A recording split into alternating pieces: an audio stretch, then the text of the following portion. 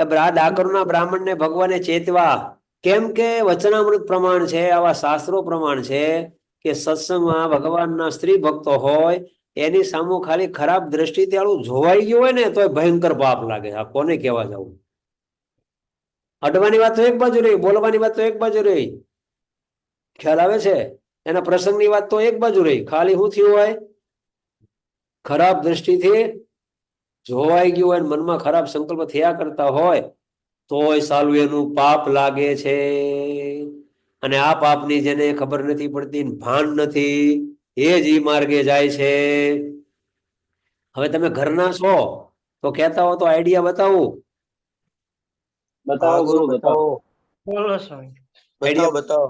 Idea બતાવું. હા. તમને ગોળી પાતા આવડે છે કે નહીં?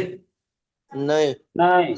એ તો ગોળી પાતા શીખવું. તમને ખબર પડે કે અમારે બહેનોનું ભાઈઓનું આ ભેગું કામ આવી ગયું છે અને માનો કે કોઈક તમારાથી મોટા હોય એને તમને હોઈપું, હેડોપથી કોઈ હોય તો એને તમને હોઈપું, તમે ના તો ન પાડી શકો. એટલે તમારે અહીંયાથી એમ કે હા હા હાલો હમણાં જાઉં છું. પછી અહીંયાથી જાતા જતા કોઈ એકાદા બેને કહેવું કે ભાઈ કહી દેજે ને મારે જરા ઘરે કામ આવ્યું છે, હું જાઉં છું. અગર તો કાનું કે સેવા જ કરવાની હોય તમારે, તો એમ કહેવાય કે ભાઈ મારા વતી એક છે ને ગમે બીજાને ગોતી લેજો, મારે એક બીજી સેવા આવી ગઈ છે, ત્યાં જવું પડે એમ છે. ખ્યાલ ગમે એમ કરીને ગોળી પાઈ દેવાની, પણ ઈ નહીં. આપણે બહેનો ભેગા કામ કરવાનું થાય કલાકો સુધી, ઈ વાત જ ને.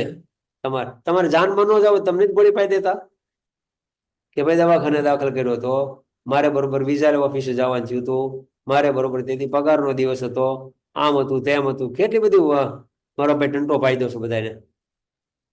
વ્યવહાર કામમાં તમને બધું આવડે છે, તો આમાં ન આવડે? મોક્ષના કામમાં આડાવાળા બાના કાઢી નીકળી જવાનું, છટકી જવાનું.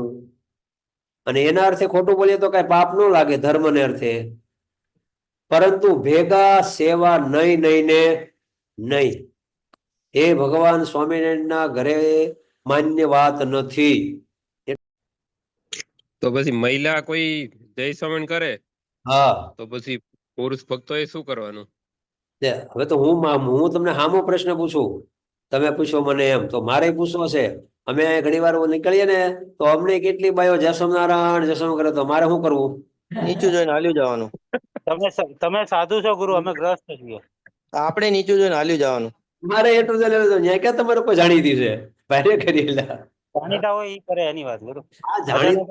અરે ભાઈ તમારા હાળા હોય, તમારી હાળી હોય, તમારી હાડુભાઈ ની ઘરવાળી હોય, જે હોય તે એને તમે દ્રષ્ટિ માંડીને જોવું નહીં. તમે જે વાત કરી ને એટલે ના જોયા બરાબર જ છે.